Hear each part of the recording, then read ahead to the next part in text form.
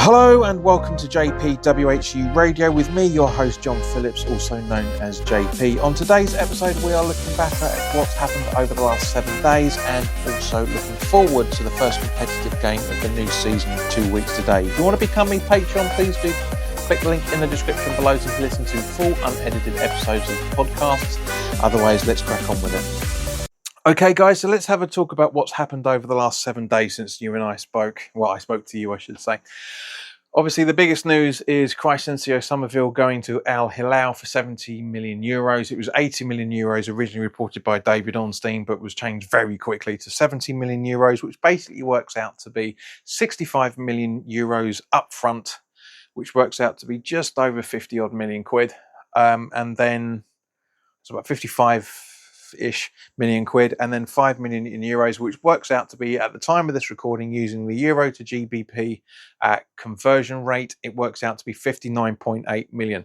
Now, you put that in the pot of the 63 million that we got of Mateus Fernandes after the sell-on clause that goes down to Southampton off the 85 million pounds. I think it was about 12% out of that, which works out to be around about 9 million, I think.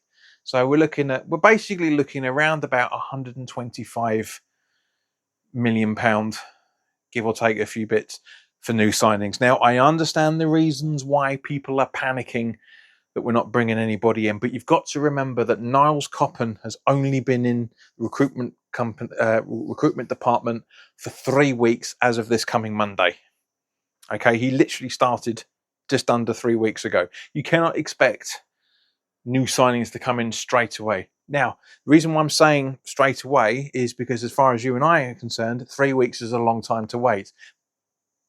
In reality, it isn't, because that all players have to be talked to, whether they want to stay, whether they want to go. Obviously, as we talked about last time, Jarrod Bowen has signed a new deal to keep him at the club for another season. If we don't achieve promotion to the Premier League, then there's a sell-on clause that kicks in. The club are trying to have the same conversations with Mavropanos to tie him down to another contract. The same sort of contract, where basically if we don't achieve promotion by the end of the 26-27 season, then we can sell him on with a release clause. Gentlemen's agreements, basically, which I absolutely love. It's all these sort of things that we wouldn't have seen under the previous ownership. Now, I know people are worrying about the fact that, it's the same old West Ham agendas back on the boards. There's 50 million... So 50,000 people have committed to renewing their season tickets for this upcoming season, and then all of a sudden it leaks that Sullivan isn't selling his shares. I did say in previous podcasts and in previous videos over on YouTube, for that matter, that he wasn't going to be going down without a fight. And so far, the stories that are coming out are proving me right. I'm not saying that I'm the gospel in any shape or form. It's just easy to put the 2 and 2 together and come up with 4, because this is where it is. Sullivan is going to push every last penny he can before he goes. Now, everybody automatically assumed that once he stepped down as co-chairman, because of the allegations that came out to him around about, what was it, this time last month, give or take, towards the end of June, beginning of July, whenever it was. The allegations came out, he stepped down as co-chairman. Everybody thought straight away that he was selling his shares then. He wasn't, and hasn't, and isn't, by the looks of it. So we'll have to wait and see on that one. But I'm sure there will come circumstances where Daniel Kretinsky and Vanessa Gold and everybody else will give him so much, I'm going to say so much leeway, but that's not true. That's not the right word to use. They give him close to no leeway in terms of any decisions, that he'll just get so frustrated that he will start selling his shares. Now, that's my own opinion. It's not fact. It hasn't come from any ITKs or anything like that. And I'm not an ITK either, for that matter. I'm just thinking this is what's going to happen. At some point, he is going to be in such a corner where he's got no control anymore, because he stepped down as co-chairman, so he's just a shareholder, and as such, still has a right to vote. But once everybody votes completely against him all the time, which I'm sure it's going to happen, then he's going to want to move on and he's going to want to sell his shares. But he won't sell them all in a big lump sum, guarantee. Let's not forget, Terence Brown is still on the board. Loads of people hated him when he was in charge of West Ham all those donkeys years ago, right? He's still on the board. He still has shares at West Ham. Nobody's complaining about that. So let's put that into perspective as well. But as I say, in terms of what we're talking about at the moment, it's going to be a long time before David Sullivan distances himself from West Ham. He's done it politically. He's done it medially, saying that he's stepping down because he doesn't want his personal allegations to be affected by West Ham. Unfortunately, that hasn't been the case. It has affected the club, not in the way that he was thinking about, but it still has. I mean, anything anybody does that is going to anybody on the board is going to affect West Ham at some point. Of course it is. It's just logic. But yeah.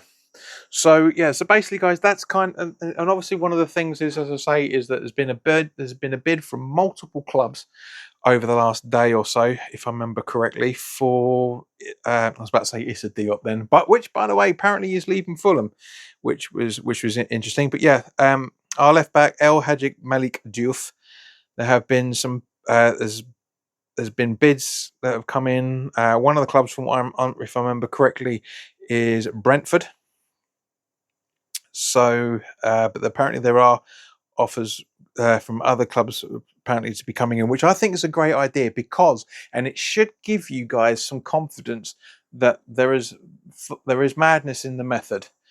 Okay, or there is method in the madness, I should say, because what's going on here now is, unless a huge stupid bid, well exceeding what we originally paid for Diop, comes in, he's going absolutely nowhere. It proves that West Ham are not in a bad position, a bad enough position, I should say. We are in a bad position because we've still got a hell of a lot of debt to pay off.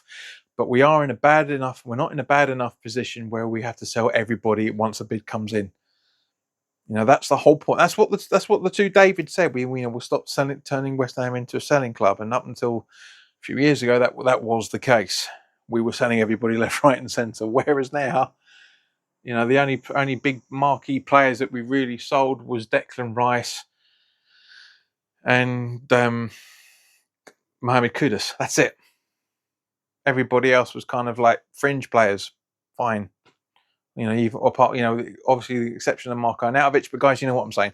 So yeah, so that's basically what's happened over the last 7 days. And this is the reason why people are starting to panic, because, and I understand it, I don't agree with it, because there is a plan here.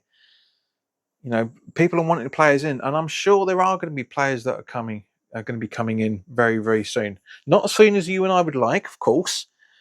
But let's not forget that the transfer window doesn't close until the beginning of September. We're not even at the end of July yet. We're 3/4 of the way there, but we're not actually at the end of July yet. So we've still got all of August to get through.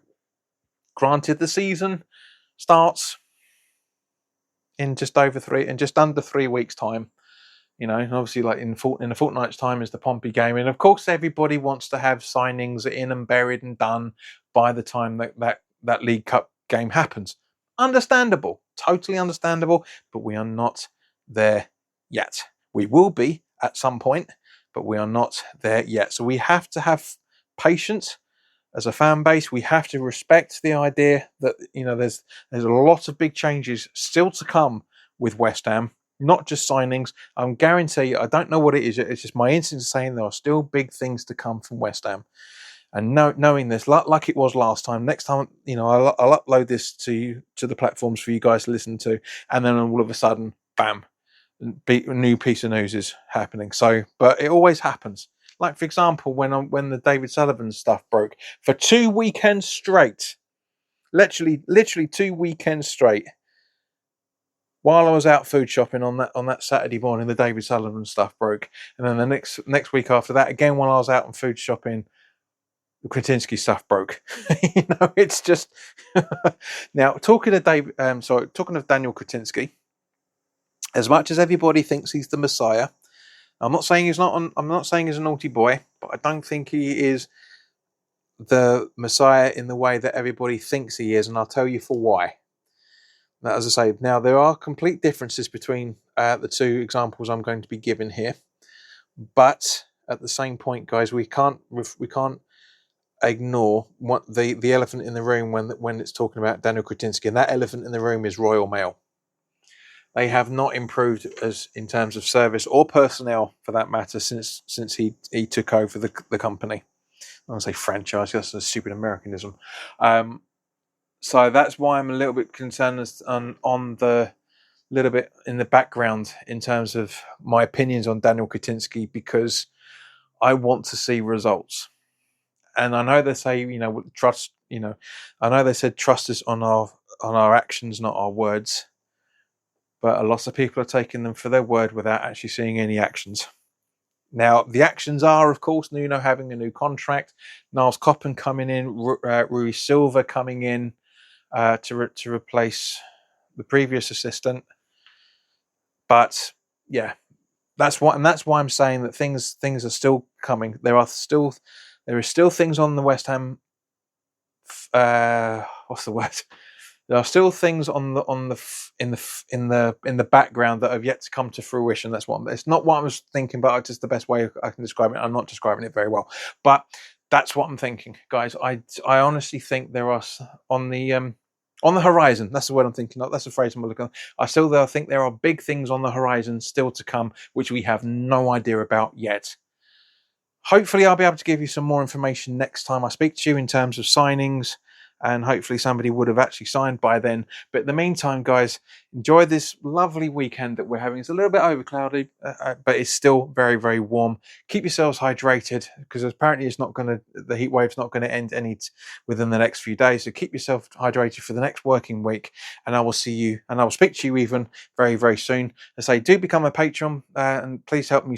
Please support the channel, this podcast channel as well, for that matter, as well as the YouTube channel, because you'll get access to exclusive content, and unedited podcasts are on there as well. If you're only listening on Spotify or Amazon Music or Apple Podcasts or Fancast, whatever platform you're listening on, believe me, guys, you're missing out, because there's very, very good content on there already, and there will be content still to come as well. And you'll get access to advanced podcasts as well, along with advanced unedited previews of the games coming up. So honestly, guys, I think you guys are going to absolutely love it.